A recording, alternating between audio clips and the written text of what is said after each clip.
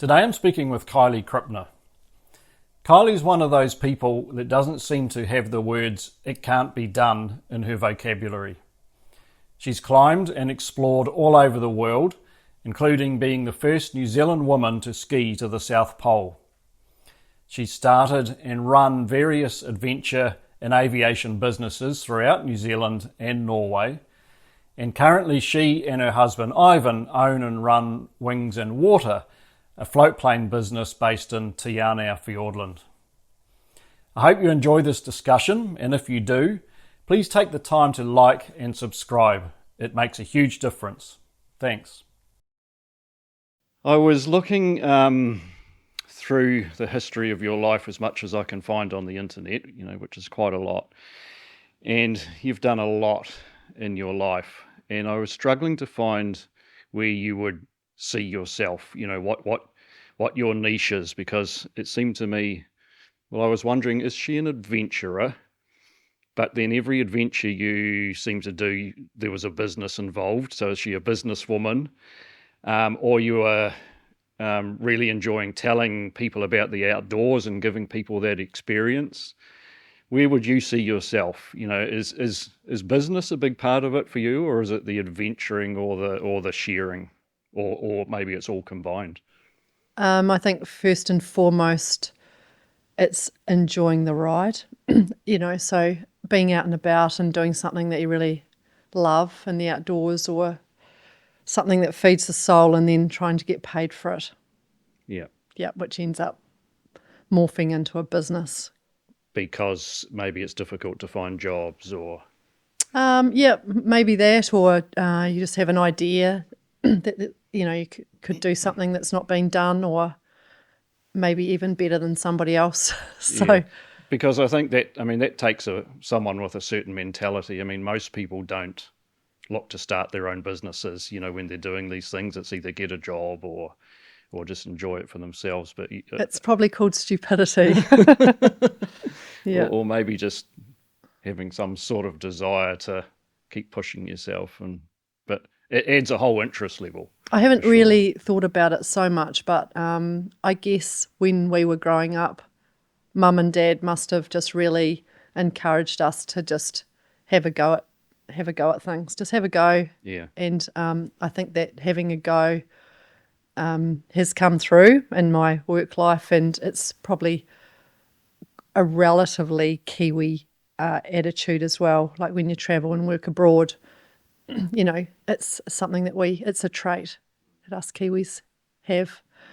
We haven't been in the country pioneering that long, I think our roots still go back, not so far that grandparents were struggling, and it comes through into our lives still.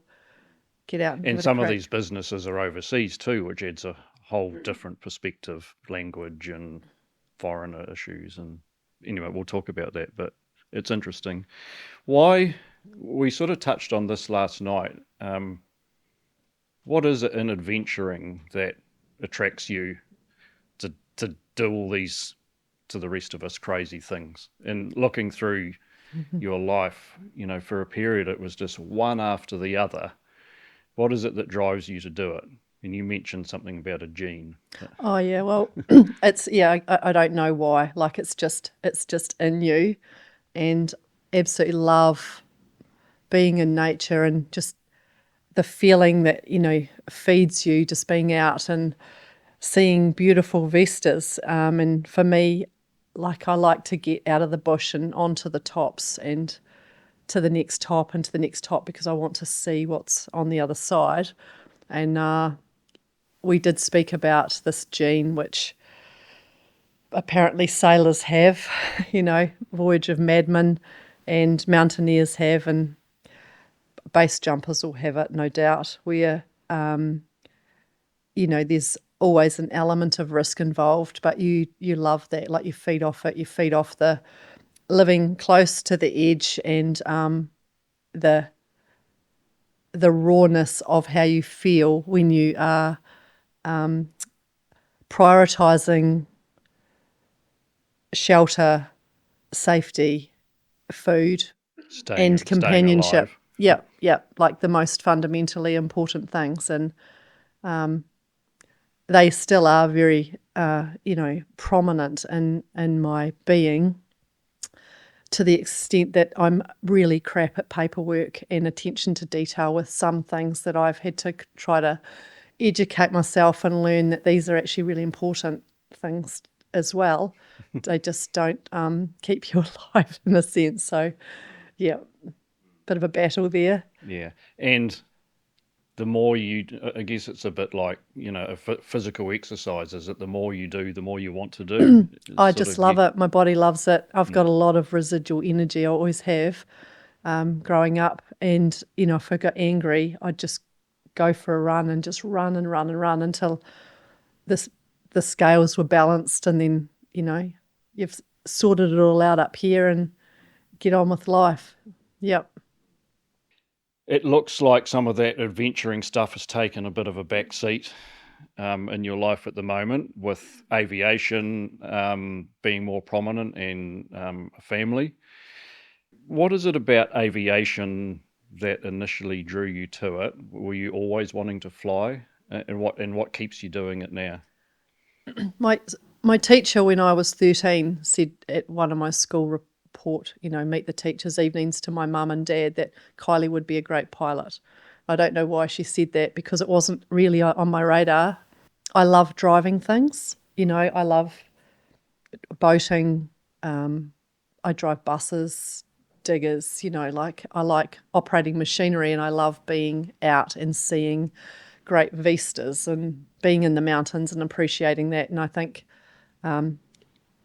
niggly knees probably encouraged me to start looking at how I was going to earn money when I was older, not being able to rely potentially on my knees and things. So I was like, well, it's either glaciology or flying. They were the two things. And then I worked in Antarctica for the British Antarctic Survey for a season, and we got to fly around in the Twin Otters and go out to remote locations, and I just loved it. I was like, this is me, this is a great way to get around. And I liked the utilitarianism of it, just not a fancy machine, just a machine that goes out and does a job and helps people and services scientists in some way. So you were never going to be an airline pilot? No.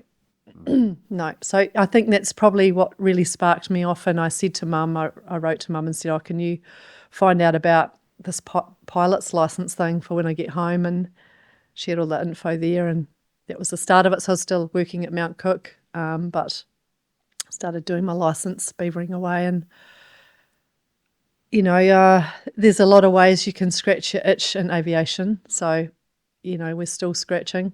Yeah. It's a big one you've got at the moment. A lot of scratching involved. Oh, yeah. It's just, I love the float flying, and there's aerobatics and there's different aircraft types, and, of course there's helicopters off to the side. There's a lot of things you could delve into, and gliding, spend your money on if you wanted to. Yeah. Do you think the fact that aviation can be inherently risky also attracts you to it? Managing that risk. It's not an outdoor adventure, but there's an element of risk that needs managed, or you're not going to survive, isn't there? There is, but I never think about it as being a risky job.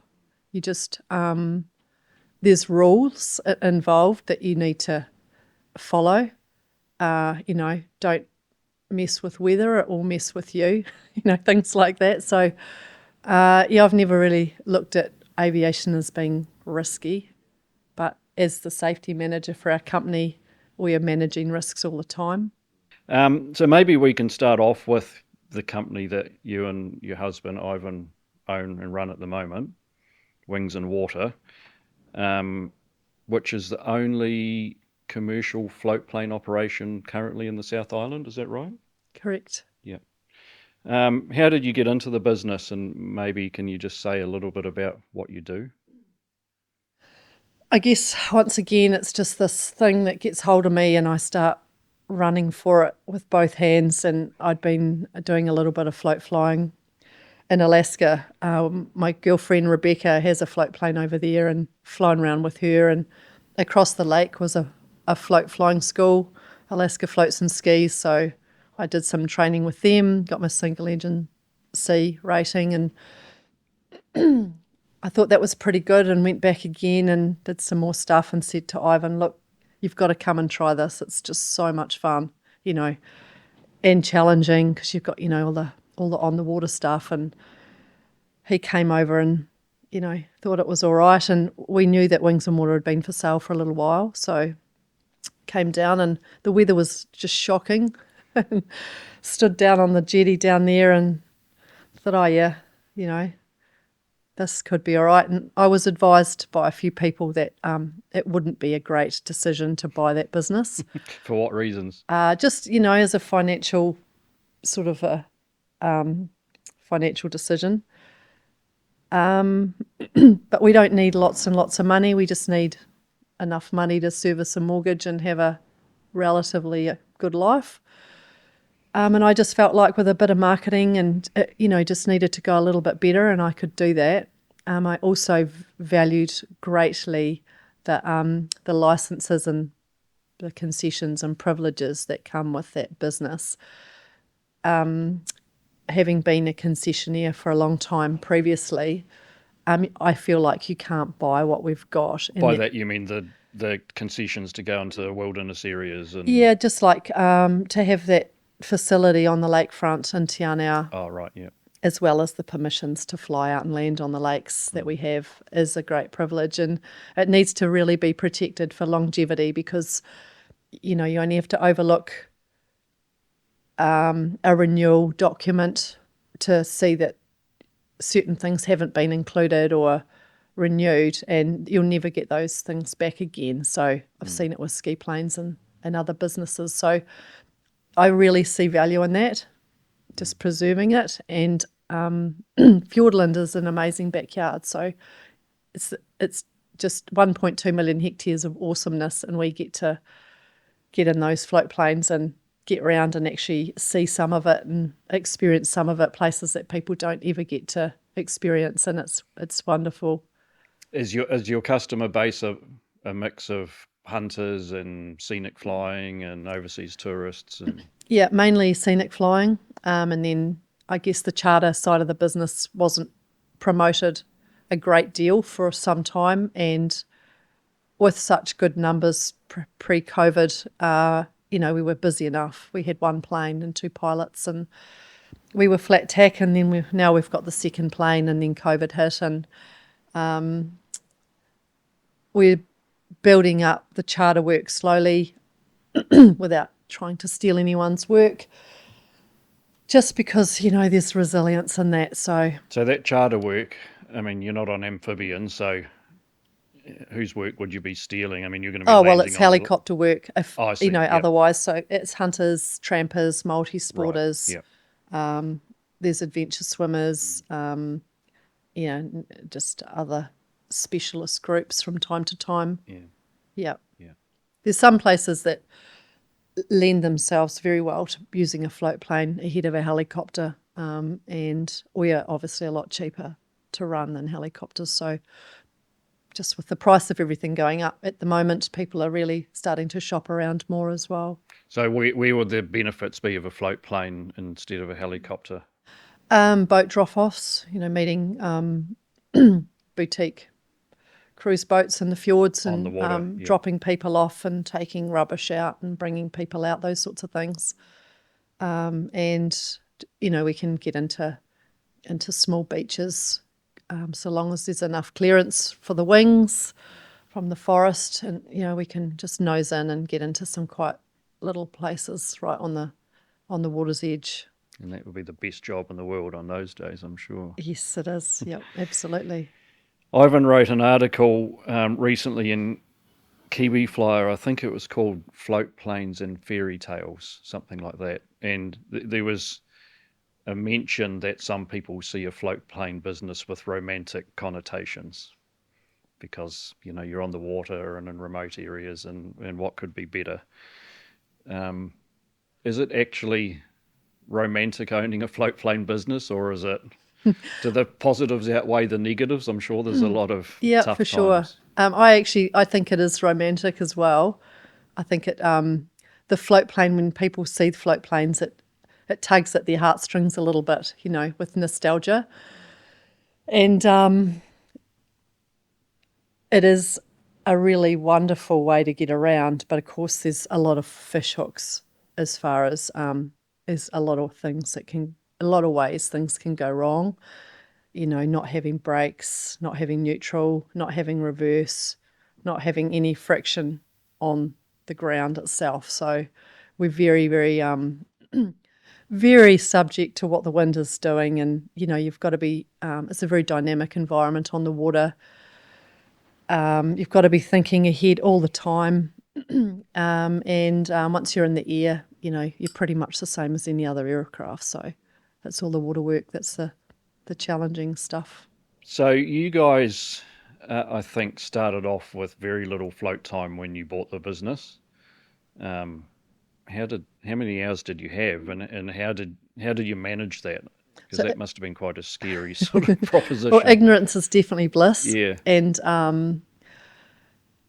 I think people don't really realise what's involved with float flying. You just think you might, but you don't. And so, I just had a basic rating and, my basic 5 hours and probably 20 odd from Alaska. So we bought the business, and Ivan had even less.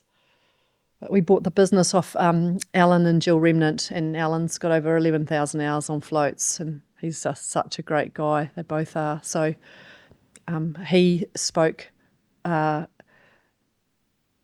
extensively with the insurance company and just assured them that he was involved still with the company and mentoring us through until we'd sort of built our hours up, which he did. So, and he did quite a bit of dual with you as well, did he? A little bit, but whenever there was any weather or new situations, new route check into new places, he'd sit in and he would spend a little bit of time with us for sure. But then you get to that point of like, how long and how hard do you hold on before you've just got to let go and let people just get on and make their own mistakes and learn from them. So would you do it again? Was it Yep. Absolutely. Yep. So either it wasn't too bad or you were just a tiger for punishment. Oh, well, I think we started off really consolidating the scenic flights, which most of them don't have a landing on anyway. Because that was what I was going to ask. Did you sort of manage, what you did and your risk for a while as you built up experience? Yeah, so we'd sort of start locally and, local flights, Dusky, Doubtful, Milford, and then, the charters are the flights that where you're landing out where it's tidal, so you pull up somewhere and it's different every single time. That piece of dirt or sand or rocks is either underwater or above water, and whilst you're unloading people, you can't just wander off because you'll come back and be high and dry or your plane will be floating away. As well as the wings sticking out, you're quite a lot of those places where only just clear of the bush. So as soon as things start to cock into wind, you've got wings heading into beech forest, and so you just got to be watching it all and really trying to keep ahead of it. Yeah. So they're the places that you get caught out, and the wind too. The sea breeze is a real bastard at times. So you've got ridge lines plummeting into steep fjords and wind just rotoring over these ridge lines. So you doing the right thing coming into wind and maybe getting into some protected water in the lee, but that air is just dumping you down or shoving you sideways. So it can get quite exciting, especially if you're heavy loaded. There's no excess power available. It's just you come back to Te Anau base and just go far out. That could have ended up differently, or that was close, or that wasn't exactly what I was expecting at all. You thought that was going to be a straightforward job, and it was, you're taxing with a tailwind up a river to a confined area to pick up people, and yeah, there's obstacles in the water and the aircraft's wanting to be facing the other way. So those sorts of things, just think, shit. So many things trying to bite you. Yeah, there are. Yeah. And, you're just getting out and you've got to be nimble. Like a floatplane pilot has to be nimble. You might have to be out and in the water up to here, within seconds, or over the cowling onto the other side to turning something round. And any floatplane pilot will tell you that. Yep. I made a note of some of the challenges that, I imagine you see in the business, not just related to floatplane flying, but any aviation business,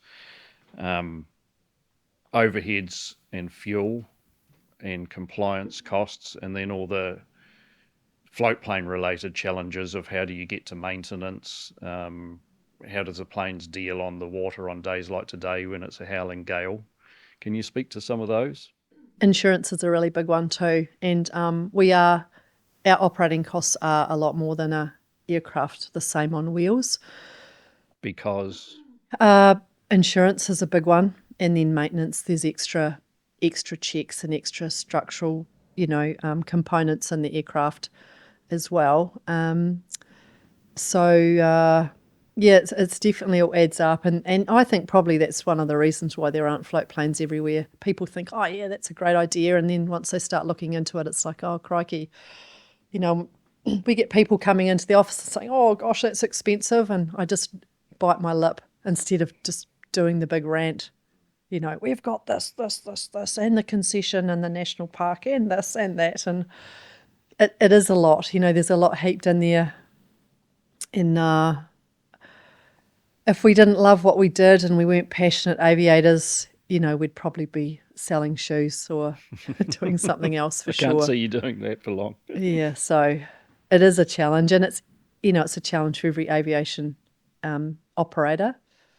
But yeah, there's definitely there was a couple of accidents over in Alaska a few years ago within weeks of one another, and the underwriters just went, oh my gosh, our insurance went through the roof, and there's only like 2 or 3 underwriters left in the world who insure. Your insurance went through the roof based on some Alaskan accidents. Float plane accidents in Alaska, yeah. So it's the way it rolls. Yeah. What do you love about the business? We've got the best office in New Zealand. I don't feel like I'm going to work when I go down and sit in our little office and it's surrounded by water and this amazing view across the lake. Really enjoy the float plane, like just the places that we can go to are fantastic. And, it's a good little business that a couple can run. Ivan and I make quite a good team because we can just back each other up in every aspect of the business. Yeah. I read that during COVID, you had just bought your second aeroplane. Was that right? Was that in the middle of COVID or just before? We'd agreed to pay for it at the end of March. So COVID hit sort of, things started getting locked down. About then, yeah. 21st of March. And did you think, oh shit, what have we done? I had 2 days I could have probably just pulled the pin. But I just actually, the guy had been really, really nice, and he'd let us pay a deposit in December and pay the balance in March, which suited our cash flow. So yeah, I wouldn't do that to somebody. No. Yeah. And then you did a lot of work to it over quite a few months, I think. We didn't really have a choice. We waited and waited. Had someone jacked up to fly it over. The fuel tanks were in the back. She was ready to go. 10 hours across the strait in one hit because Norfolk and Lord Howe were both closed with resealing and COVID. And, who knew how long COVID was going to last for? Exactly. Oh, yeah, we'll get it over here next month. And then in the end, we're like, right, let's get it put in a container, and we need to get it here. We need to get it ready to roll. So it costs quite a lot of money.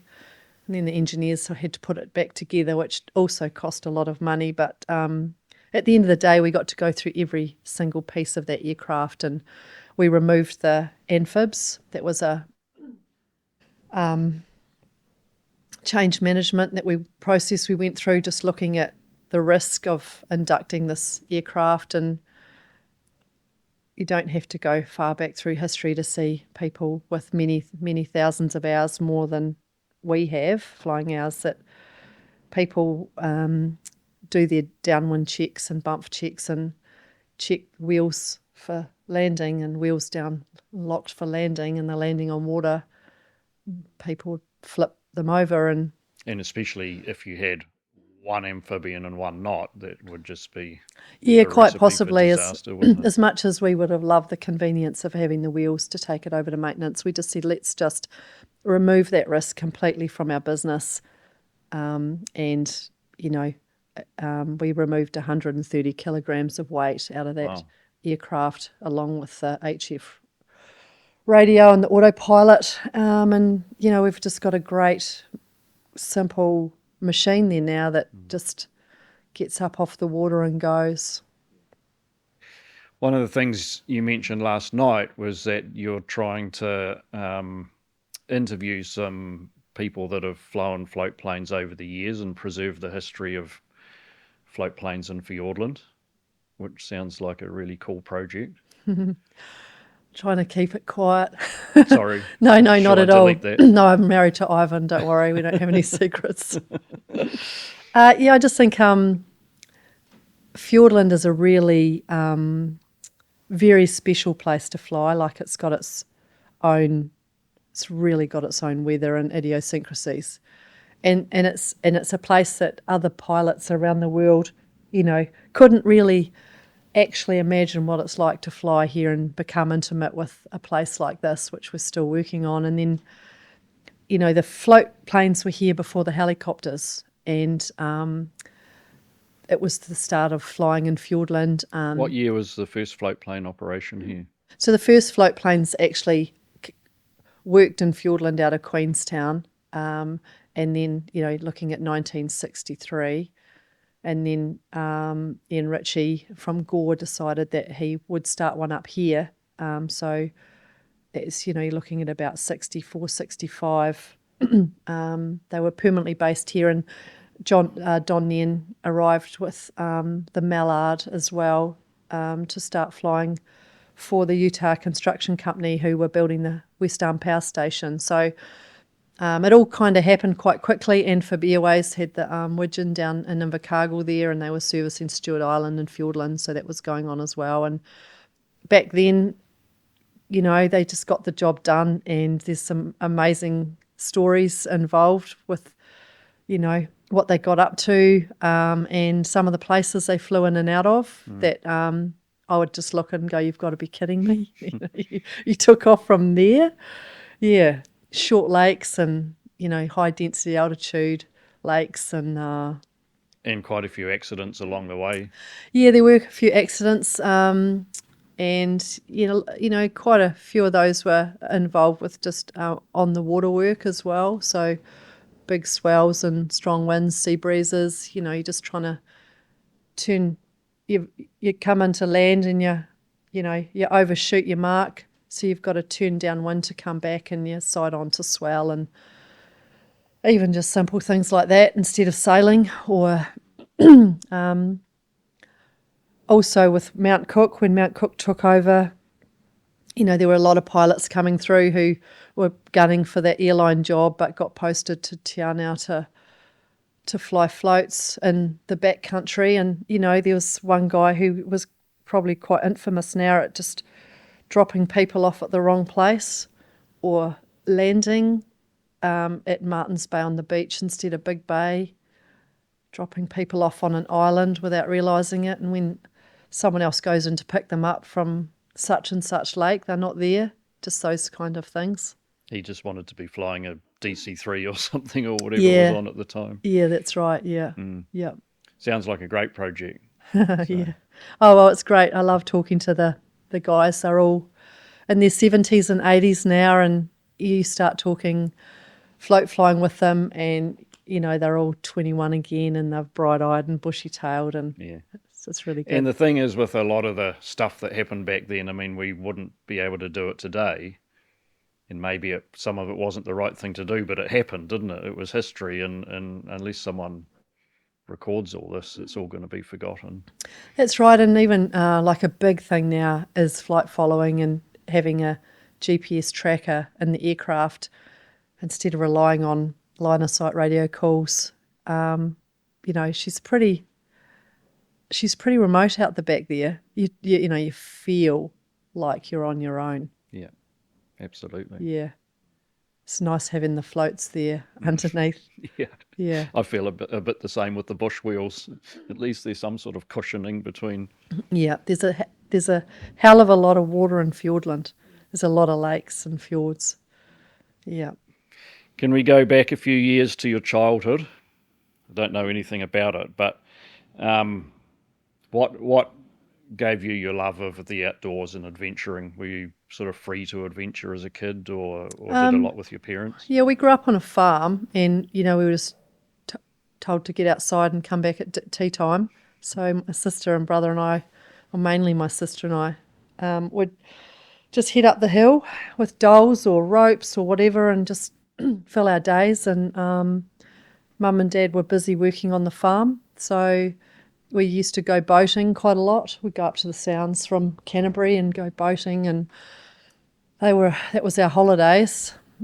So we never went tramping or climbing or anything like that. But my first job was at Mount Cook National Park, you know, straight out of school. So I guess that kind of fostered that contentment of being out and about. So your first business when you were 19 years old was the company called Glacier Explorers. Did that come from your job at Mount Cook? Is that where you got the idea?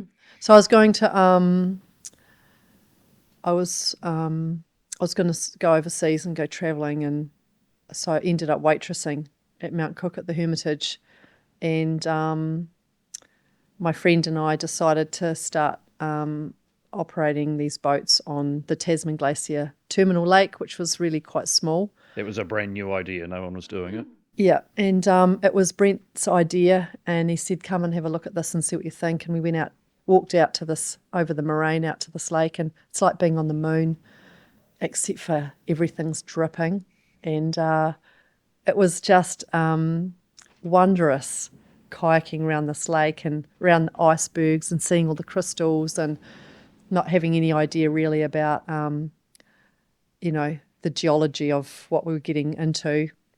Applied for a dock concession, which was a bit problematic because there was no such thing as a lake written into the Mount Cook National Park management plan. So we didn't really fit into the system. So they issued us with a 1-year concession, 4 years running, until the management plan had been rewritten and lakes were included, which looking back, you know, like, oh, God, that's just, you know, that's a bit shabby. But, you know, looking at concessionaires now who are still operating without concessions after 13 years because DOC haven't managed to renew their concessions. You know, 4 years was nothing. And then we got a 15-year concession with a first right of renewal. And the lake was growing like crazy, like, you know, the ice was calving and the lake was growing and the business was growing. So you must have obviously started that with no experience and, like you say, knowing nothing about the geology of it. Yeah. All self-taught and just working it out as you went. And we loved it. Like we just, we were so interested in what was going on, and we couldn't read enough about glaciology and, you know,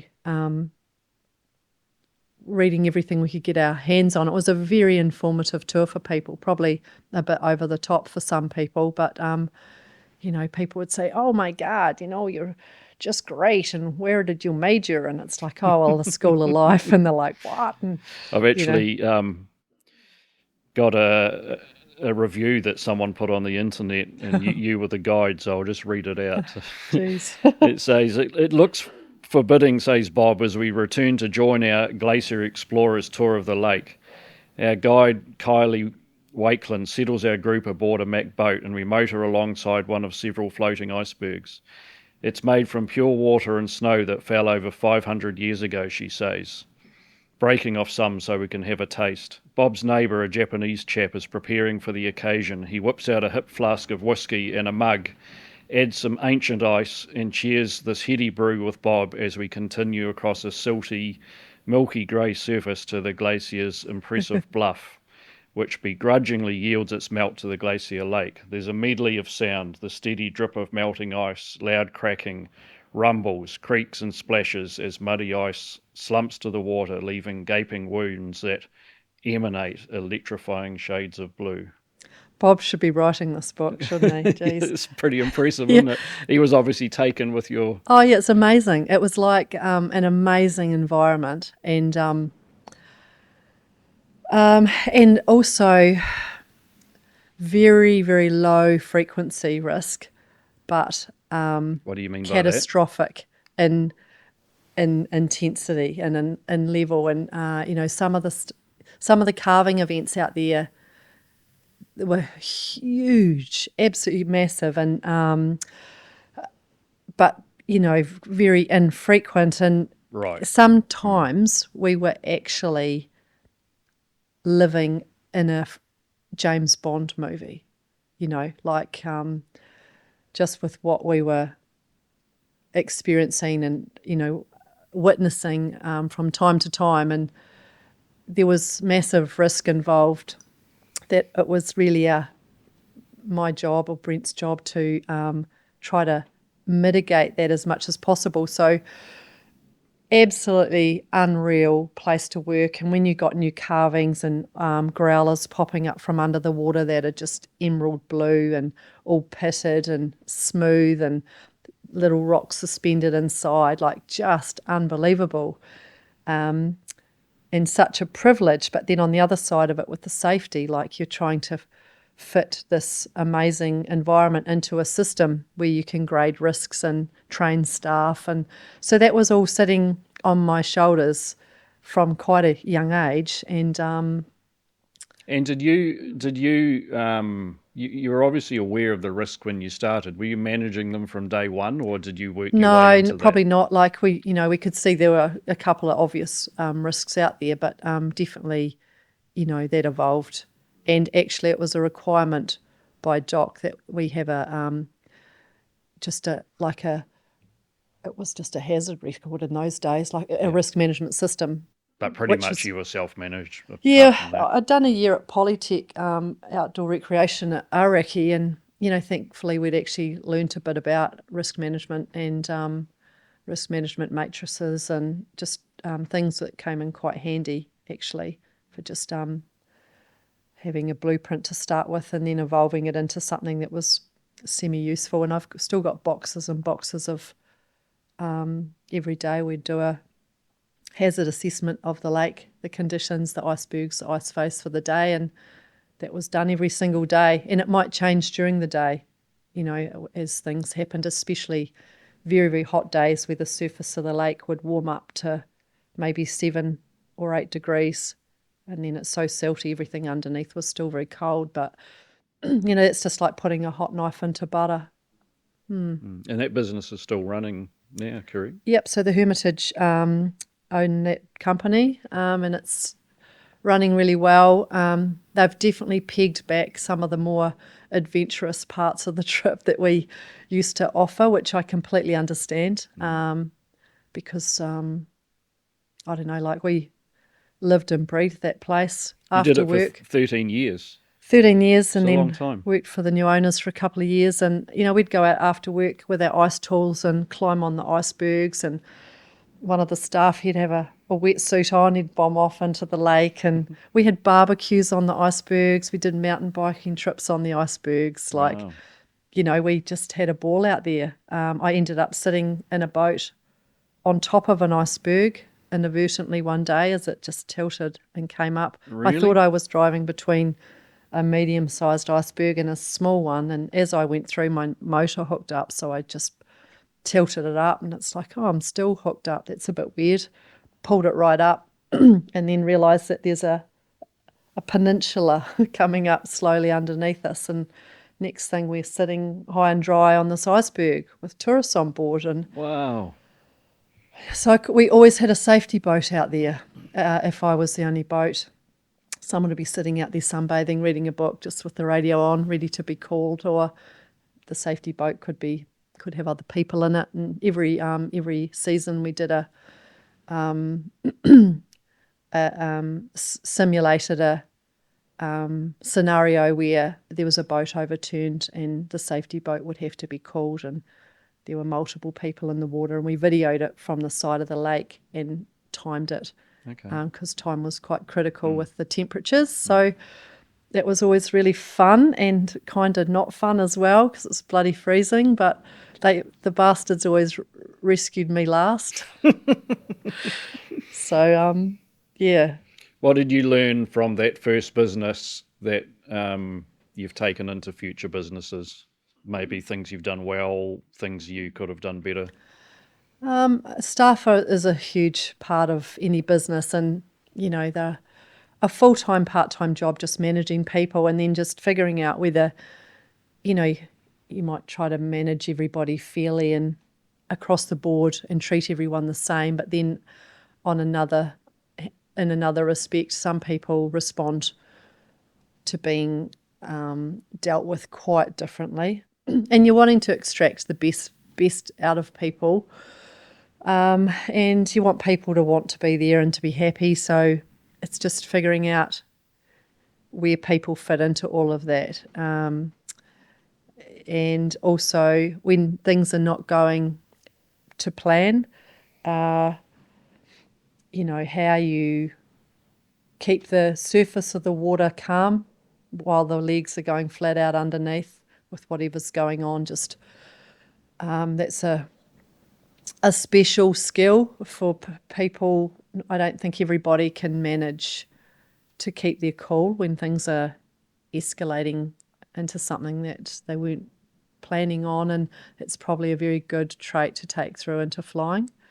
If there is an emergency, Yeah. you need to do something.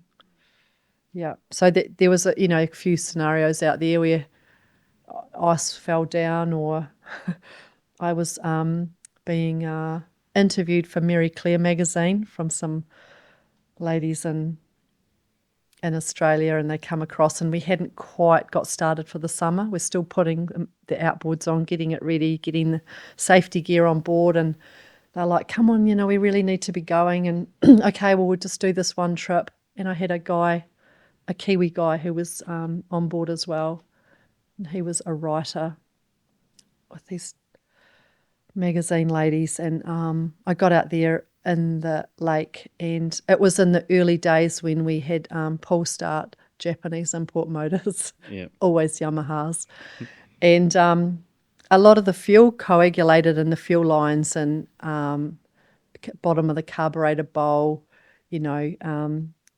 so I got quite good at going through these engines and trying to get everything working, cracked, and reed valves, you name it. And you just had to get it working. Like, you can't just go to the shop down the road. There isn't one. And we dealt with Kaikoura Marine, who were fantastic with their turnarounds. But, if there's 20 people on their way out to the lake and you've got a problem, you had to get it sorted. So I'm out with these people, and I'd stopped next to an iceberg. We were having a lovely look and a chit-chat, and then we're near the tongue of the Tasman River, the outlet of the lake, and so there's quite a draw there, and so pushed off, and then we're starting to move back towards the tongue, and I'm pulling away on this outboard, on this pull start, and it wasn't going, and we're starting to get towards this tongue, and it wouldn't be a great ride. It's quite a big volume river, and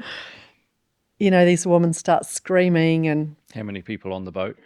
there were 3, and plus me, and they're like, jump, swim, save yourselves, swim for your lives. And this other chap stood up and said, don't jump until the captain tells you to jump, and I was like, well, definitely the boat is the safest place to be right now.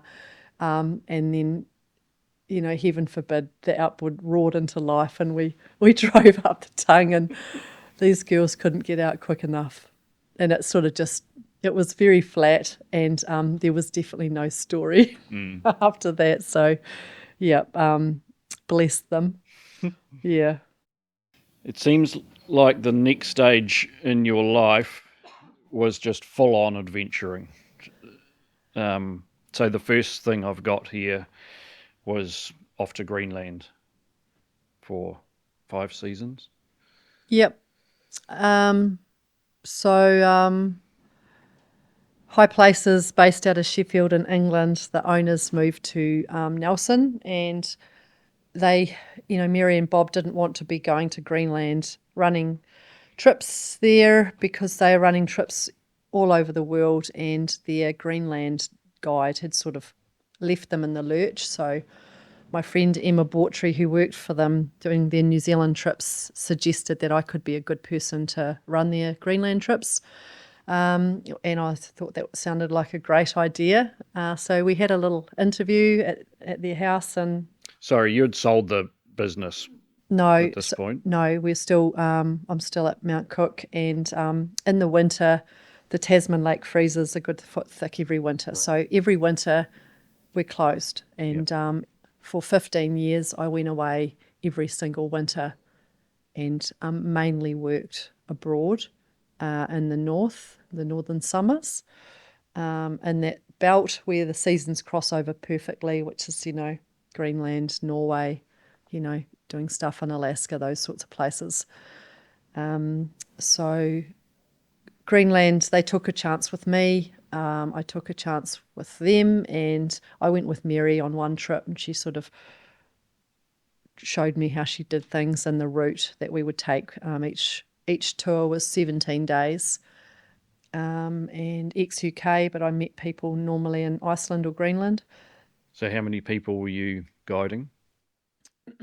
Anywhere from sort of 6 to sort of 14 or so. If there was a larger group, there would be, Mary would come along, there'd be 2 of us, but it was normally around sort of 8 to 10 people on these tramping expeditions where we carry everything for half the trip.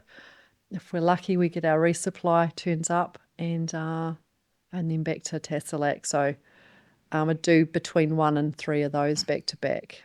And where were you sleeping? So we'd carry our tents with us. Yep. Normally as far away as possible from the snorers in the group. You figure that one out on the first night. Yeah. What was the environment? Was it ice, snow, bush, or? So we'd take a boat ride up from Kulasuk for quite a few hours and get dropped off that afternoon. And the customers would say, all right, this looks like Scotland. Oh, we've come all this way and it looks like Scotland and there's flies. And I'm like, Put our tents up. This is how you use the stove, because I'm not getting up at 4 or 5 o'clock in the morning to make your cup of tea. You can do it yourself.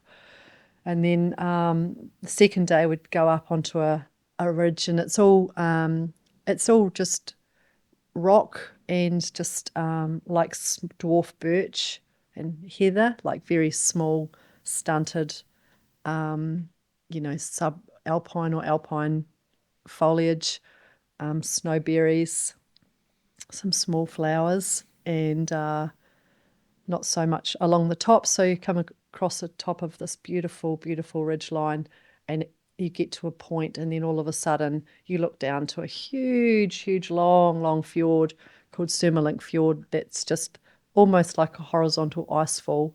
And beyond that is the Greenland ice cap, just sort of cascading down in parts into Sumalink and some bigger calving glaciers. And yeah, everyone just stopped dead there, and all of a sudden it wasn't like Scotland anymore. It was just amazing. And then we'd spend a few days walking along the coast.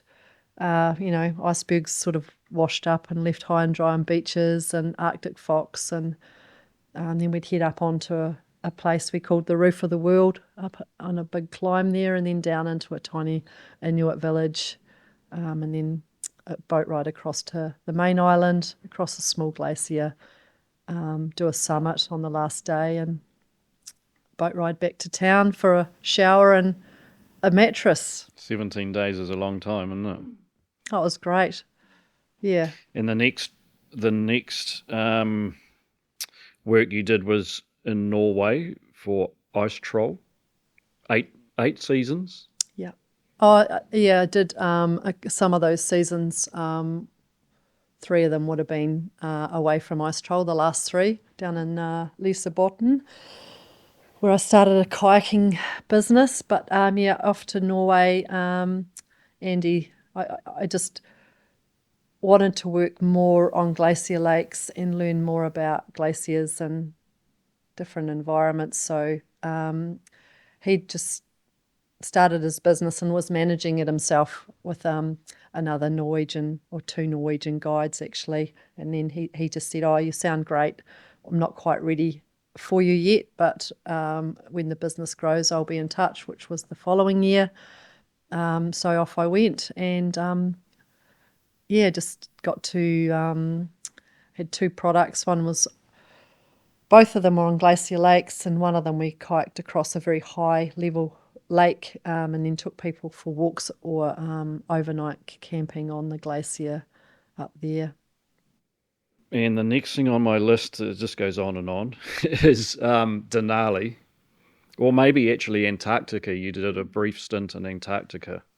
So I would have worked in Antarctica. So when I went to Greenland, I decided to apply for a job in Antarctica because that was with the British Antarctic Survey, and I was sort of flying through London most likely to get to Greenland eventually. So it just so happened that they were doing the interviews around the time that I was doing my quick stopover on the way to Greenland. So one of my staff from Mount Cook, from Glacier Explorers, happened to be there at the same time having an interview, and she went in and she came out, and then I went in and sat around this big round table full of men, and they interviewed me for the field guides or the field assistants job, and I was offered the base assistants job.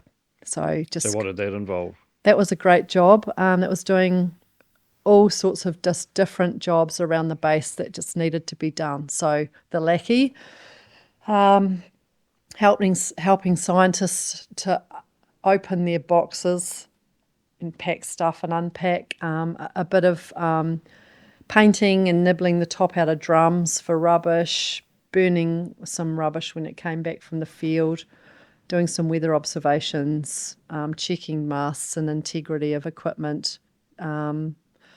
I got to go out in the field a few times just to report back weather observations, which was really good. So I got to go on the Twin Otters.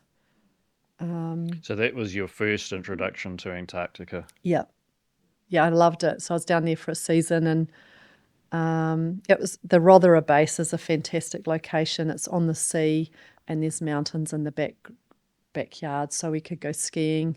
I learnt to snowboard there, getting towed behind the skidoos up to the top, and we also, if we were deemed responsible, we were allowed to take the boats out to some of the islands and explore a little bit. And the wildlife was amazing. A lot of Adelie penguins, a lot of different types of seals and whales in the bay, and it's just, I could spend hours just watching the world go by, actually.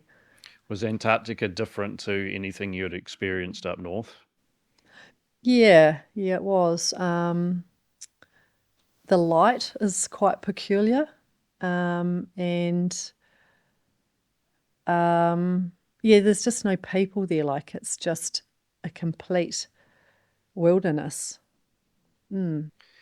Yeah, speaking to Ken Tustin and Chris Long, who both spent a lot of time there, they just said it's just the most amazing place and just gets in your blood. And It's just so beautiful. And being based on an island off that Antarctic peninsula, it was just stunning. Like the mountains scenery was beautiful, and I know other mountain people have been sort of put out into the great vast flatness, and hated it. Just couldn't get out of there quick enough. So I didn't experience that till my second trip. So yeah. Talk about that in a second. In 2007, you climbed Denali. Yep. So it's just the thing to do was just go from climbing trip to climbing trip. Absolutely, it's what I lived for. And just loved the Denali's most. beautiful. I've been to Alaska a couple of times, and you don't get to see it that much because it's often bathed in cloud, but it's a stunning mountain.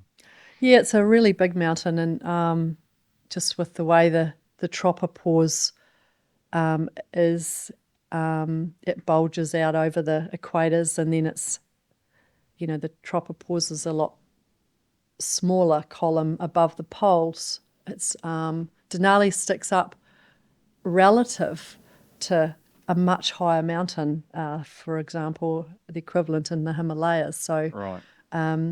it's sort of, people say it's almost in the jet stream. And it just gets the winds that funnel a rocket through there quite something. And it was, I think, we're up there for around 25 days.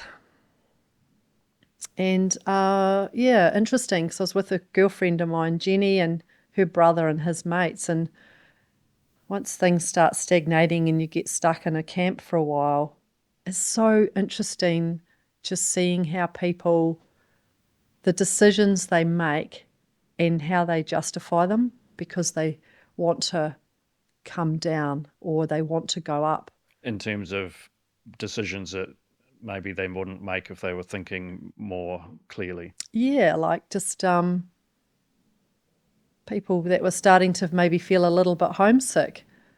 So they'd manifest this really big story about why we should be going up now. Like we should be packing up because, these are all the good reasons why we should be moving up to the next camp. And I'm just sitting there going, you've got to be kidding me. Like I wouldn't go up in this weather at home in New Zealand. There's no way I'm going to do it at 17,000 feet, like, what are you thinking, mate? So, and but people, it's the way people get stressed and how they start to compensate. Yeah. Were you part of a team that you sort of had to sort of do what the leader or the majority? No, we were just, I was there with my friend and she was there with her brother and his friends, and Jenny and I pretty much did our own thing. They were just there, and, a lot of people headed off from the medical camp this morning, and I was like, God, look at the wind up there. Like the wind chill would be horrific, and everyone starts moving out of camp, and it's hard. You're like, oh my gosh, we should be going as well. And it's like, no, I wouldn't be going out in this at home. Let's just stay here. And 4 or 5 hours later, they're all coming back into camp, having to put their tents up again. You're like, okay, sweet, we made the right call. Yeah. Because we were there quite relatively early in the season. No one had been to the top yet. Okay. Yeah, so it's not like there was a stream of people coming back down. So you made it to the top? We did, yeah. Yeah. It's beautiful, incredible vista of just absolutely spectacular peaks all around, and, iconic routes that you read about and rock and ice, and yeah. But I got some good advice in Anchorage about just acclimatising and the motorcycle camp. This girl said, oh, look, when you get there, it always snows, so don't stay there too long thinking that the weather's bad. So it's like, right, so we did push through that, and she was right. And then also make sure you spend time acclimatising in each of those camps. Don't rush through. And I think that's really important. 2009 was the big Antarctica trip that generated a lot of publicity. It was Yeah. part of an international trip. So do you want to just talk a bit about that and how the trip came about, and maybe how the woman was selected for it and what you were hoping to achieve? And So I was the ring-in, so I did apply, but I never heard back. And it was the year that Brent and I had sold out of Glacier Explorers, and we'd finished up our 2-year tenure with the new owners, and I decided to have a whole year off and go climbing, which I'd been doing, and I was really, really fit. And I got home and I thought, right, I'm going to get a haircut, get a real job, get into this flying caper. And then Felicity Aston, the expedition leader for the Kaspersky Commonwealth Women's Expedition, called me because she knew me from having met me in Antarctica the first time. And she said,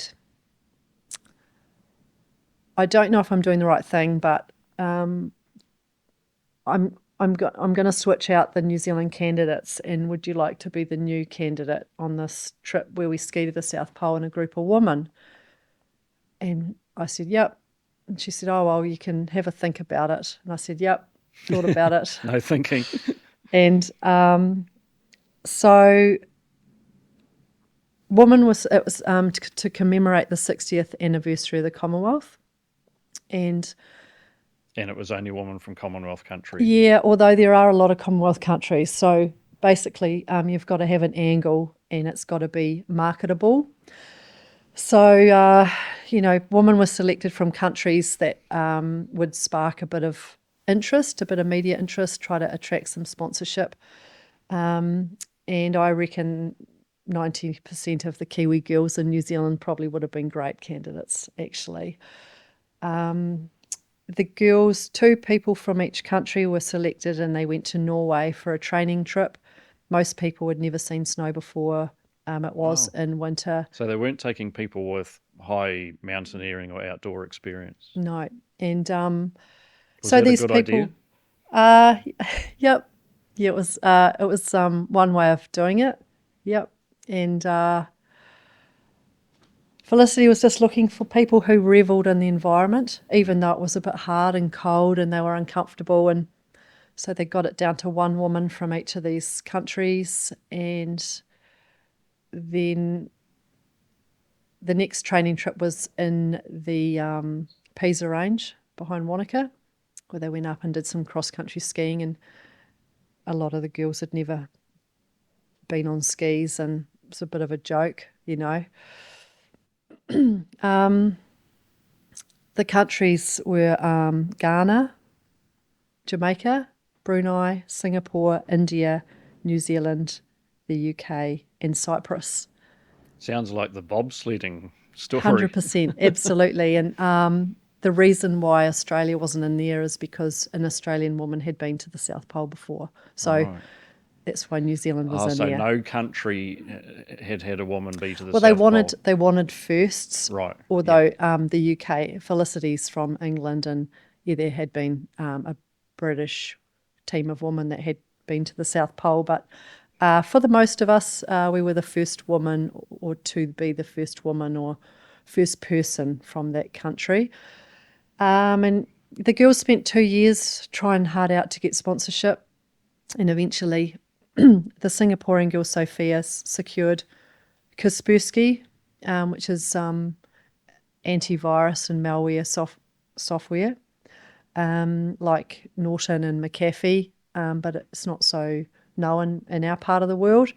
And Eugene Kaspersky started his own company and just went great guns really quickly, and he's quite the outdoor adventurer. He's Russian. And he got hold of it and gave us, several $100,000 because it's a massive cost to get down there, the logistical support down there, and the flights and even the training, I guess, getting everyone. Oh yeah, there was definitely a lot of given in kind in there as well. Yeah, So I was the ring-in. I had to go to London and just help with some preparations. My training consisted of towing a tyre up and down the spillway of the Pukaki spillway there, up that steep hill, and eating lots of bacon and eggs and self-sourcing chocolate pudding, just putting on Doesn't sound too bad. as much weight as I could, getting Okay. as fat as I could. Yeah. What were the dangers and risks? Were there real risks, or was it pretty well planned? I mean, skiing to the South Pole sounds like, to me, you couldn't do it without risks, but is that true or not? Yeah, I think to be perfectly honest, we were all shitting ourselves. You know, I was already an Antarctic enthusiast, and had read, Shackleton's story and Worsley and, these great men, Scott, who had perished in the environment, and drama after drama. I just thought, oh my gosh, who are we to think that we can turn up there and ski to the South Pole, like with the weather and the storms and these very inexperienced bunch of women that we were. And you were doing it unsupported too? We had one resupply. Right. Yeah. So, it was something, and we were carrying all of our waste. Most people just get rid of it along the way, and we carried all of our waste along with us. So as much as we were losing weight in one sense, we were carrying a little bit as well. But so I was quietly concerned, and I was like, well, what have we got as far as crevasse rescue equipment? Like, what if someone goes down a crevasse? Oh, well, we can't take everything, and so we've just decided not to, we're just going to go in areas that we think are not known crevassed areas. And I just thought, all right, put in some tapes, some slings, and take a spectra rope and a couple of carabiners, and that way at least we've got the facility to actually pull someone out of a crevasse if they go down there. But then they need to know what to do as well. So just briefly touched on that, and everyone, I think, just hoped that we wouldn't have to deal with it. So, yeah, I mean, there's a whole lot of venturing into the unknown.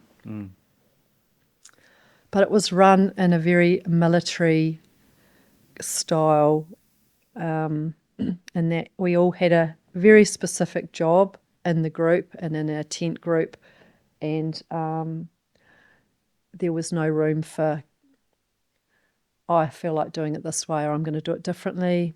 There was no capacity to take all your own stuff with you. You just had what you had. There's no personal effects. And Felicity, she did that really well, and I think that's why the other New Zealand girl was removed from the team, because she was probably challenging Felicity on a few things and going, oh, yeah, no, we should maybe do it like this. And you just couldn't have that. You couldn't have people being divided over how things would be done. Especially in the heat of the moment when everyone's tired and cold and Yeah, stressed. and with little experience. And one thing that was really amazing is most of these women are from really hot countries, and it became evident before we'd even set off from the coast of Antarctica that some people have never actually been cold. And so therefore, how would they actually know how to warm themselves up? Because they've never had to do it. It's an interesting thought, isn't it? Wow. And, Kim, she got frostbite before we even got started, and she was just taken away to the medical tent, and then we never saw her again, pretty much. Wow. She was back to Jamaica. And so you Which were is one very, person very down straight away. Yeah, we did have a reserve with us, Helen from the UK. So, she was. And actually, the Ghanaian girl who'd been on both the training camps never turned up. And none of us know why. What really goes on for a young Ghanaian woman to go to Antarctica on an expedition, like how that works in Ghana, but she never was able to make the start. So we were one down from the start. How devastating for her, though, to get there and not even get to start. So then we had, Kim was back to Jamaica, and that was gutting for her. Like, she had the whole country, the military, she had everyone rooting for her. They were just super proud of her, and, she was such a cool girl, and, it's just really sad, actually. So how long did it take? 38 days, was that right? Mm-hmm. Was it as hard as you thought it was going to be? So I had a binding on my ski that was not set exactly straight. It was a couple of degrees off. So the back of my heel was just slightly rolling off the side of my ski, and really early on, that started to strain my ankle, and it was quite painful and consuming. And I was pretty gutted about that. And it's like, I can't carry this injury on, all this way, and what the hell am I going to do? So we swapped skis. I swapped with Rena. She had the same size skis as me from India, and after, straight away she started to suffer the same. So I gave her ski back and just jimmied it up so that it was good enough, which was okay. I was hoping it wouldn't break, which it didn't, and I managed to sort of come right from that. So that in the first couple of weeks was quite hard. We all had to kind of walk our way into it. 1.5 hours of walking. We'd stop for 7 minutes, and then we'd carry on and stop for 7 minutes, carry on. So How many hours a day? we started off doing sort of 5 legs, and then we extended out to 10 or 11 when we were fitter and making good ground. And it just depended how the group was feeling. If someone was having a really hard day, we might, stop a little bit earlier. So there was a lot of care going on in that respect, which is probably very different to a lot of other teams where they just, if you're used to pushing, like I'm used to pushing, you just keep pushing. You just keep going, and you get frostbite or, get frostbite on your face. And we had a buddy system where we'd check each other and make sure there's no exposed skin. And the hardest thing for me, I had about 55 kilos on my sled. We had different weight allowances because some of the girls were really tiny. The hardest thing was one of my team members who was incessantly negative the whole trip and complained and whinged from the minute her eyes opened in the morning to when her eyes shut at the end of the day, and then she snored very, very loudly. So she was the biggest challenge for me, and I'd take myself out of the tent because I was the cook, so I had the stove roaring, and so I didn't have to listen to her then.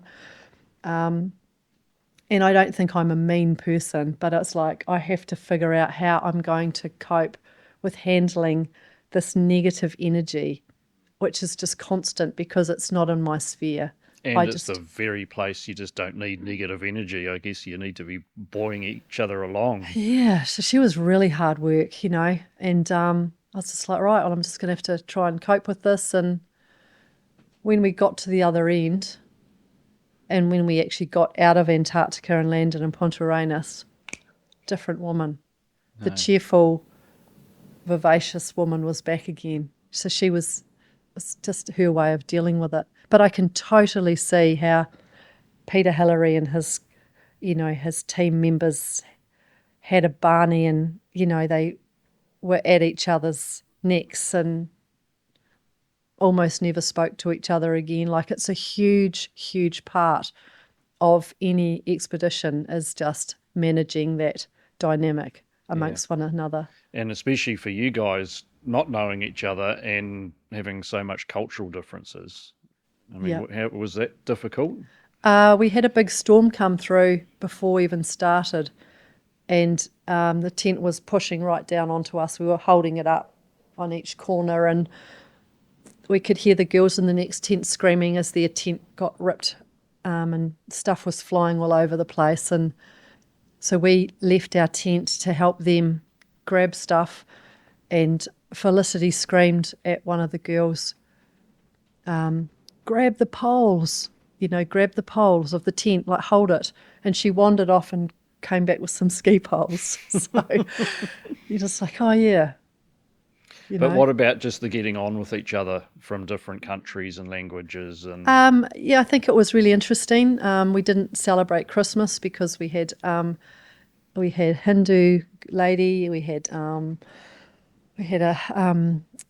lady from Brunei as well, a Muslim girl, and so she had special allowances for her to reduce her number of prayers and permissions, and that whole side of it was really, really interesting for me, just coming from a farm in the South Island in New Zealand, like not so exposed to really living with people from other cultures. But as much as I had said, I'd vowed to myself that year that after, Kazakhstan and Russia and climbing, I'm not doing any more expeditions with women. My next one's with men, and then next thing I'm straight into this expedition with, 7 women. And I got so much out of that at the end. I was just like, holy crap, we did it, we did it in style, and the girls did so well. And despite all the naysayers, and,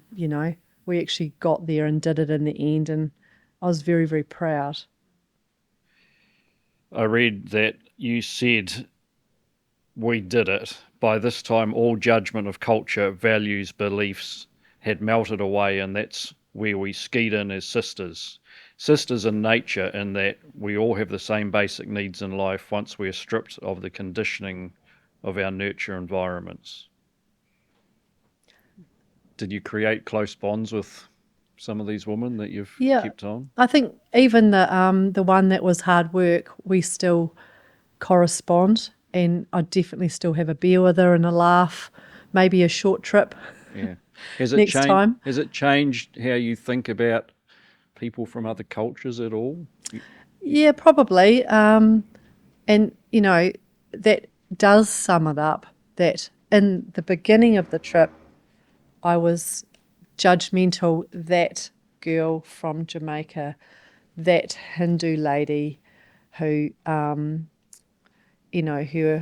wedding ring is her stud in her nose, that one, me, them. And at the end, we're just all exactly the same. We're just swimming around in our clothing, flopping away, still clunking our skis along, very uncouth. And, we didn't look like star athletes by any sense of the words. And, just all got along and did our thing, just needed to pee, needed to poo in front of each other, needed to get enough calories in, just the simple things in life. And that's what it all comes down to. It's actually about being a good person for somebody else. Yeah, I was thinking about that. And I mean, even if you extrapolate that out into countries and wars, it's a good lesson, I think, that if you get to know people from other countries and spend a bit of time with people from different cultures, really we're all the same, and we want the same things, and talk to each other, and a lot of the differences and antagonism goes away. Yeah, that's right. And occasionally you find something a little bit hard to understand, but on the whole, yeah, we're all just humans. Yeah. Another thing you said before you left is that you want to inspire women in the 30s plus age bracket that anything's possible. And you said 3 things which I thought was really interesting: a dream, a plan, and a lot of determination. Do you think you achieved that goal? Yeah, I think so. Once again, we live in this beautiful country, and women have every opportunity here, and I think we take it for granted. You can't imagine what a trip like that looks like for a lot of women in other parts of the world. Some of them wrote in from Swaziland and different places, just incredulous that you could actually have a dream at all, for example, let alone plan and execute a dream, or, which is, for me, I think you can pretty much achieve just about anything you want to do, but you've got to, you've got to put certain things in place and have, hope that things go your way. And you might have to wait. It might not happen straight away, but, you'll get there eventually. And that's, I don't know, I've been knocked back a few times, but I keep pushing for better or for worse, and usually get there in the end. Why is it important in your mind that women have role models to look up to, and to gain inspiration from? Just, I think we're quite sort of predisposed to what's around us and our environment as we're growing up in our family life, and it's good for young women especially to see that there are lots of opportunities for them, and that they can do jobs that have predominantly been male orientated industries, like flying's a classic, engineering, all those sorts of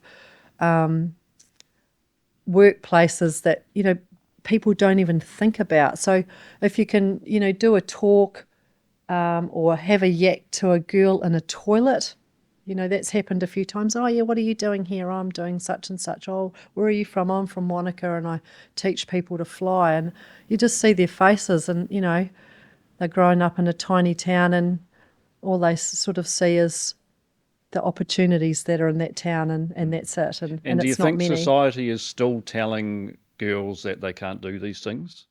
It's certainly out in the world, absolutely.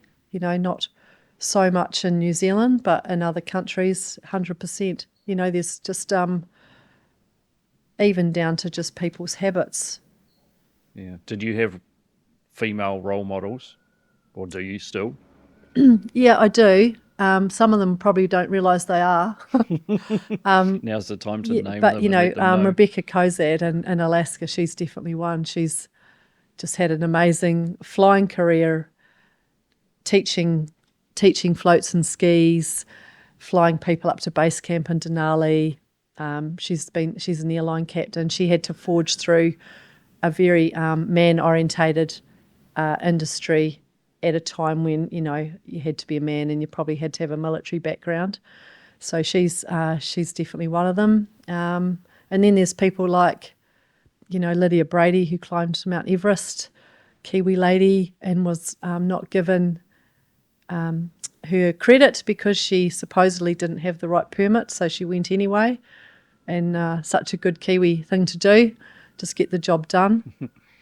Yeah. Yeah, to name a few. And then the next thing after that was another business in Norway, sea kayaking business. How did that come about? That came about while I was working at Icetroll. I went down to visit my friends Ferg and Anita, and they had to go to work, during the week. So I just went down to their local fjord, which is absolutely amazing. Lisa Fjord. It's got these huge granite walls that soar up on either side. One of them's famous for, in all the tourist brochures, Preikestolen, where people walk out, stand on this huge precipice, and then the other big wall, Sherag, has this chalk stone stuck in it, and you have this nerve-wracking, improbable step where you step across and stand on this boulder with the fjord, 1,000 metres below you. I've seen the photos of that. And the boulder's got a touch of grit on it. It's terrifying. You put your foot out and it goes, and you're like, oh God. So I went down there and thought I'll go for a paddle, and just a campground, and not really that much going on there. And there's a guy down the other end of the fjord who advertised a few kayaks and some tours, and it was just the most crappiest brochure It just was like, oh my God, I can what do is better that? than this. And I kayaked the whole fjord in a day. It was 44 kilometres.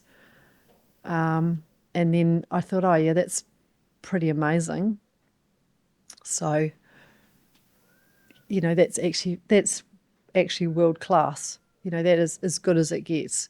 And someone should be doing something in here. Like, this is epic. So with my kayaking gear still on, I traipsed into the local comuna, the council office, and still had my spray skirt on, and said, oh, I would like to talk to someone about what's involved with getting permission to have a business here running this. And, their eyes were pretty wide open when I walked in, and they were quite helpful. And so that's where it all started. I just sort of researched what kayaks I'd like to use, what would be best for the environment, and find out a bit more about the environment. And pretty amazing environment just with the wind in there. But yeah. What about the whole side of being a foreigner in a different country and working and starting a business in a place you didn't speak the language and you didn't know? Yeah, definitely. Certainly really challenging. And also, Norwegians are just such lovely people. They're quite sort of closed on the outside initially. Super, super nice once you break through that skin. And I don't think they absolutely love foreigners. They don't just love tourism. They've got the oil and gas industry and everything ticks along. They've got a great social welfare system and on the whole, really great family units, and some frizzy-haired, freckly chick turns up, speaking in a funny English, Kiwi accent, wanting to rent a house and have access to this part of the waterway. And yeah, it was, I think they're a little bit bemused, but they're also quite impressed because people hadn't tried it or nobody was doing it. And there's a lot of that sussing out going on. They're definitely trying to figure out whether I'm just to be trusted or not, some nutter. And when people figured out I wasn't a nutter, they were so helpful. One person got me, they park in tunnels. They have parking tunnels because there's nowhere to park out on the streets in the cities.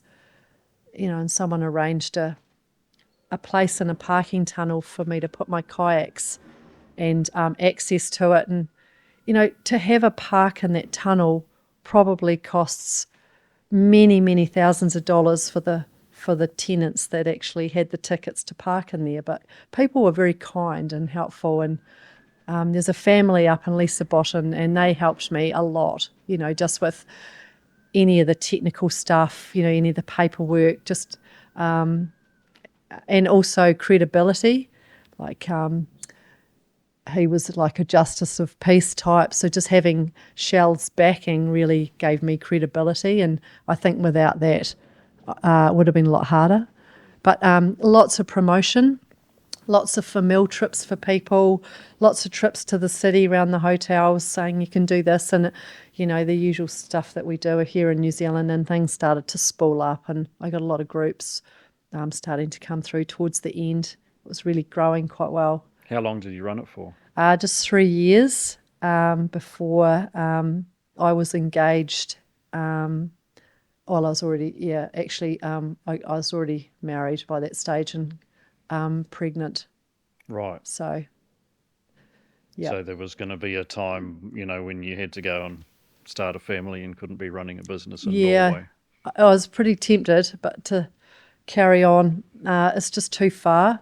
It's just too big a hop to upheave, not just myself, but everybody else to be going.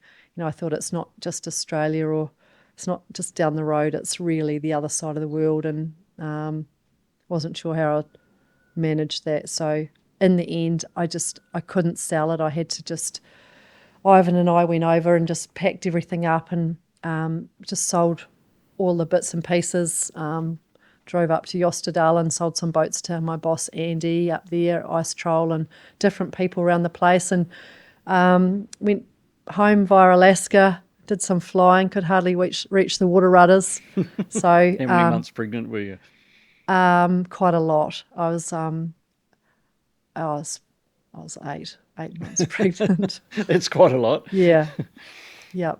I thought, oh, this is my last supper. I might never get another overseas trip again. So I was making the most of Life's it. about to change. Yeah. So that's when you came home and really the flying thing kicked in.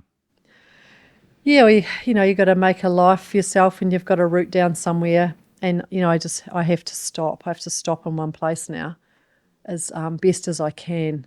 And I think after travelling for so many years, being seasonal, there's something inside me that gets to January, and it just starts kicking in, and I'm like, right, okay, what's happening on winter? Where am I off to? What are we doing? What's the adventure going to be?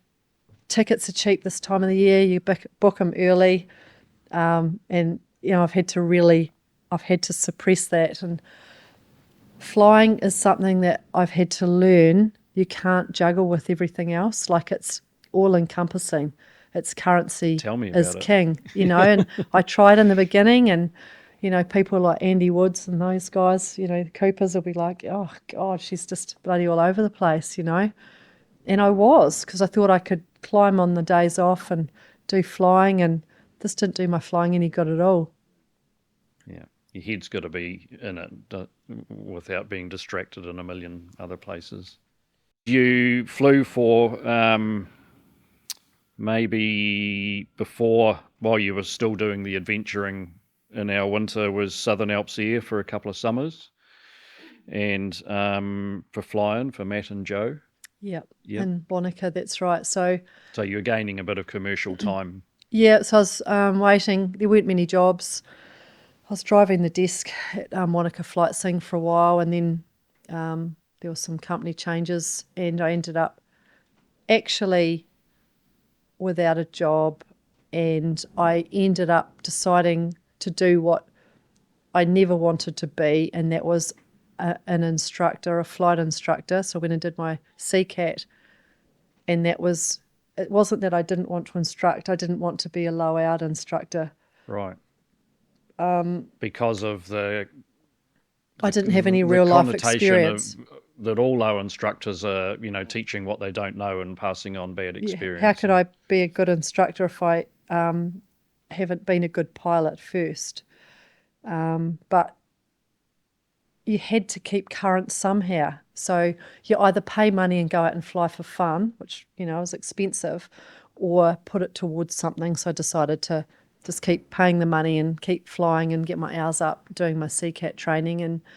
And then Ivan was always on at me to do some aerobatics. So I went and did my aerobatic rating with him, and really quite enjoyed aerobatics, and we were doing aerobatic trial flights. So I ended up taking a job with UFly in Wanaka with the microlights, because it was, for more than like 3 months a year.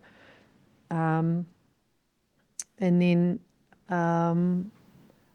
actually, as soon as I started doing my CCAT, Paul Cooper said, oh, can you come and answer the phones? And I said, yep.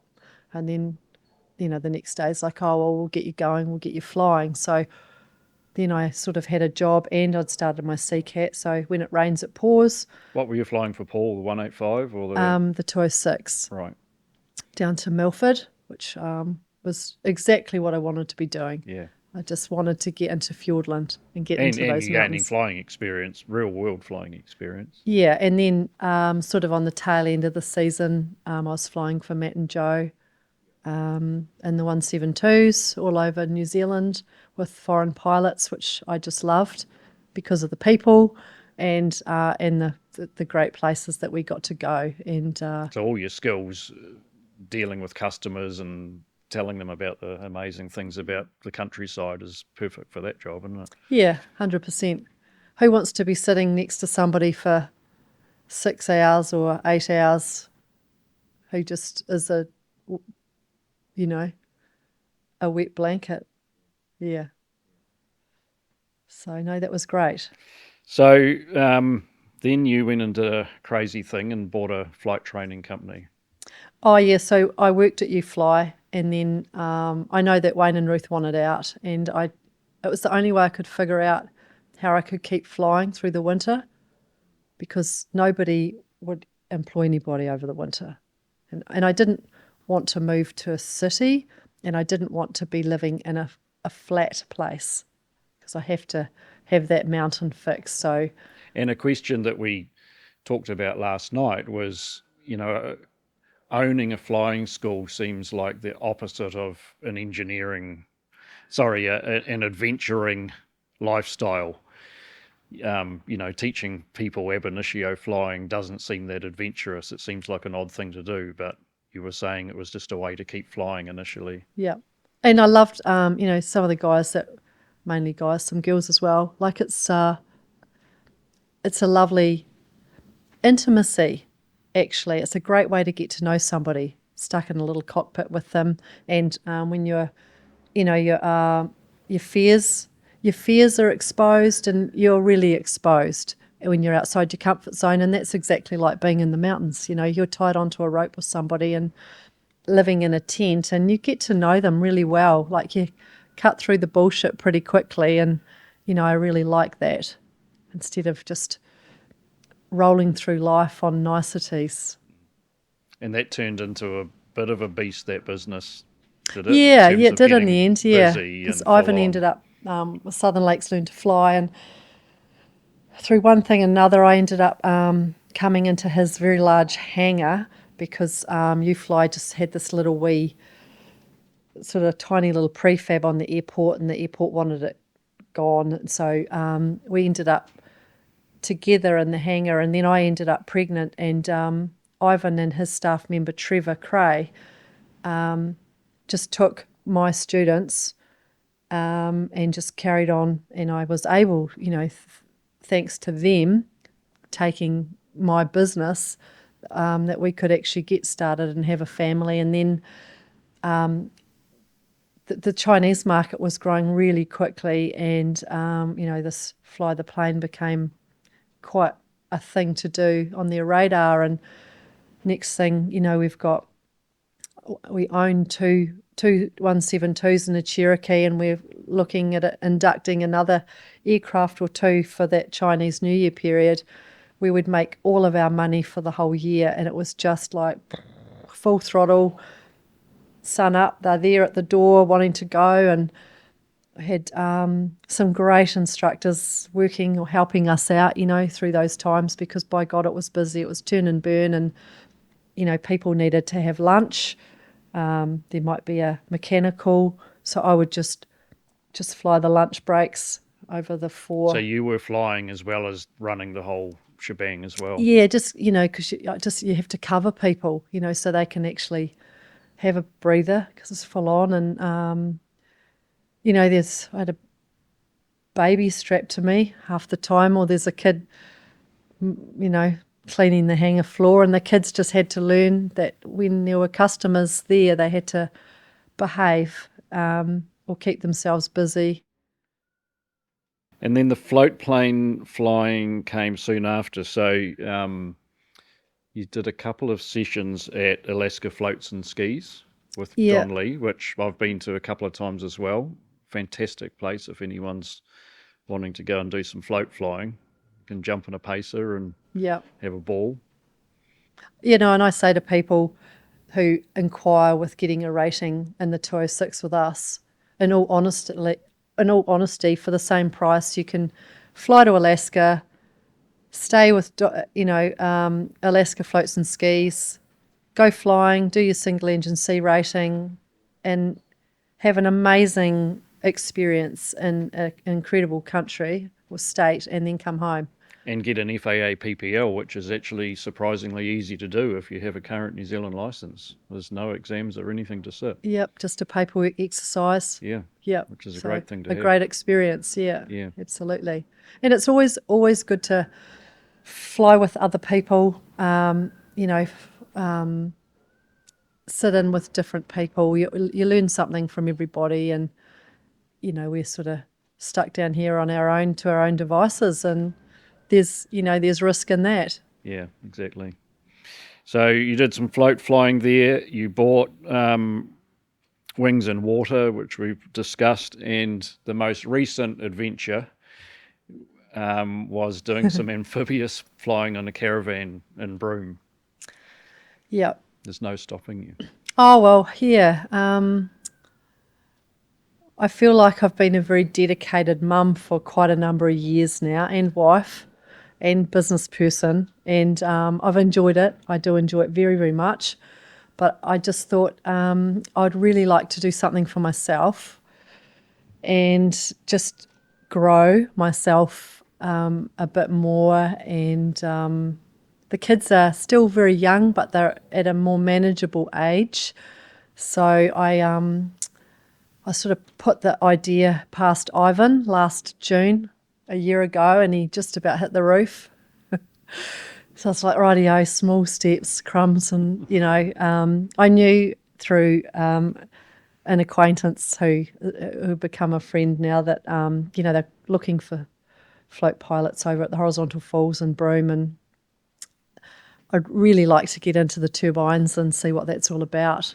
And I'm getting older, and it does get harder. Like, it gets harder to learn, and I just felt like if I don't do something like that now, I'll never do it. I just won't have the confidence, and I just won't bother. So I also feel like it's a perfect opportunity while there's this big shift in the airlines that they're actually taking people who aren't ticking all the boxes. Like, I don't have a lot of turbine time at all. So, but I've got a lot of float time. So I've got, some assets, and, they were really great over there. I had to do my 50 hours ICUS and command under supervision and the caravan, and, it's definitely a much more complex operation over there with lots of working parts. Got to work with a lot of very experienced floatplane pilots or seaplane pilots, and, that whole side of it was just incredibly refreshing. So do you think you'll keep doing that for a bit in the future? Well, it's a family decision. Obviously, I had to leave my kids and Ivan back here for 6 weeks, and then they came over for a holiday, and then back here for another 6 weeks in our winter. And I'm aware it doesn't make Ivan's life a lot easier when I'm away. So, it's a discussion to be had. Yeah, but right. Maybe we won't go there. Oh, yeah. Yet. Well, we'll just see. I can't answer it, but I would like to go back. And part of that is actually, one, I really enjoyed it. It's a great machine, and I enjoyed the job. Like, once I finally started to figure out all the working parts towards the end, it was actually quite a nice, easy, enjoyable job, and I'd like to consolidate that. But secondly, I'm actually a very loyal person, and, Alex Fisher gave me a job when I came in, and they put so much time into me, and I felt like such a liability for that first part. And you just, I think it's only fair that you give some of that back instead of saying, oh yeah, tick the box, see you later. Another thing we talked about last night, which is not really applicable to me, but being a woman, there's a time clock to have a family. When you sort of get 40, your time's running out, really. Have you got any sort of words of advice for people that might, I know it's different for everyone, but managing, wanting to have a career and doing a whole lot of cool things, and also having a family and doing it together? I guess it's the old, it's never a convenient time to have a family. It's never a good time. There's always another mountain to climb. There's another job offer, another amazing job offer. Like, it's just something that, if you want to have a family, just get on and get started, make a start. And then, as much as some people will do it differently, but I think our children have to come along and be part of our journey. Like, we're not just going to stop flying and stop going out into the outdoors because we've got kids. You just morph it all in, and instead of having 10 things to get through that day, because of your kids, and your other responsibilities. If you can tick 2 of those things off your list, you're doing all right, and just be happy with that. It's a different pace, and yeah, so you've just got to get on with it. And the kids are awesome. Like, you choose to have them in your life. And I say to friends, it's just like being on an expedition, but it's with people that you like or that you love. Hopefully. Instead of, someone who's driving you up the wall. Yeah. Yeah. Does the things you do in your life, especially if they're risky things, does the whole balancing of risk change with a family? I reckon it does, actually. And I'd love to say no. But actually... Because I'm sure you were going through a risk balancing process in everything you did before, but you just didn't necessarily have other people reliant on you. Yeah. So it might be different. But even just the way that I look at things now, like I'm not current in the mountains, and I look at some of the, what would have been just a walk in the park, and I look at it now and go, geez, how on earth did I manage to do that? Like the thought of doing some of the physically and mentally doing some of the things that I've done, I just think, oh my God, I could never do that now, and it's the whole lens has changed, as well as the kind of the risk part of it. And we get people, nervous flyers down at work, and sometimes they're really pleased to see there's an old lady who's going to be flying the plane. It's like, oh, it can't be that bad then, and that's great. So they come along and we put them at ease and they have a nice flight. And then there's the odd one who's like, oh my God, it's a female. Geez, I don't know if we want to fly with her, So you still get all of that. And I just say to them, oh, well, the other day, oh, is it safe? Is it safe? It's like, well, of course it's safe. I've got to be home at 5 to cook tea for my kids and my husband. So, we better get cracking and make a good job of it. And they're like, oh, I hadn't thought of it like that, Of course we all want to come home. And that thing you touched on just then, oh, she's a female. My wife gets that a lot, flying for Sounds Air. Are you the air hostess, or and when she climbs in the cockpit, they still don't get it? Oh, you mean you're actually going to fly us? So even in New Zealand, getting back to what we were talking about, there's obviously judgmental attitudes that a woman couldn't be flying us, which is hard to believe. Every day, absolutely. And it's still, it cracks me up, and you just have to make fun of it, really, because, otherwise it'd probably get you down, I don't know. But I just think it's quite funny because it's not like I'm 20, bright-eyed and bushy-tailed, and, it's like, oh, every day, oh, how long have you been flying for? Oh, yeah, 2 days. Oh, so you just, you got to have a bit of fun with it. One last question. Have you got any advice for people that want to go and do something amazing in their lives and it's just too hard? Maybe they think they're not good enough, or they couldn't do those things, or they can't leave their job, and getting back to Ken Tustin, when I asked him this question, he said, you've just got to take the right-hand turn and just go and do it. Yeah.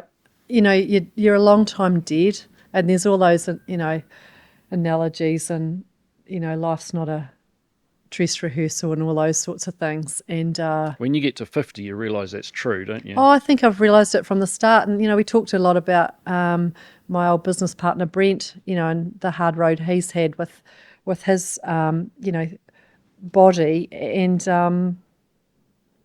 so actually not taken that for granted my whole life. Things can come to a screaming halt at any time, and you've got to make the most of it. And you've just got to go for it. Like, just, if you want to do that thing, just make it happen. And I guess it's the whole, you can't eat the whole cow, just take a small bite. So I've always said, just take the first step, take one step. Now you're on your way. Now take your second step. Rather than trying to tick off all the problems at the start, which you'll probably never do. Or stress over the whole thing. Like, how am I going to complete this whole beast when, the first step might be writing a way to get a permit, or buying the right backpack, or buying a flight ticket. That's always a good start. And then you're like, oh shit, righto, I'm committed now. I need to start getting organised. Yeah. We're very habitual people, I reckon. And getting back to those three things, you said a dream, a plan, and determination. I was sort of thinking, those three things are a bit like a three-legged stool. If you take any one of those away, it's going to be tough to go and achieve something, isn't it? If you don't have a dream, well, you're not going to do it. If you don't have the determination, you might start, but you won't fall through. So, yeah. Yep, definitely a good dose of stubbornness Yeah, you've obviously got that. in here. Yeah, yeah, but that's right. I think they all kind of work together. Yep. All right, thanks, Kylie. It's been great talking to you, and I know you probably don't think so, but what you've done is pretty incredible and still doing, and an inspiration to me and also a lot of men and women. So Oh, thank thank you. you. No worries. Living the dream. Too right. Excellent.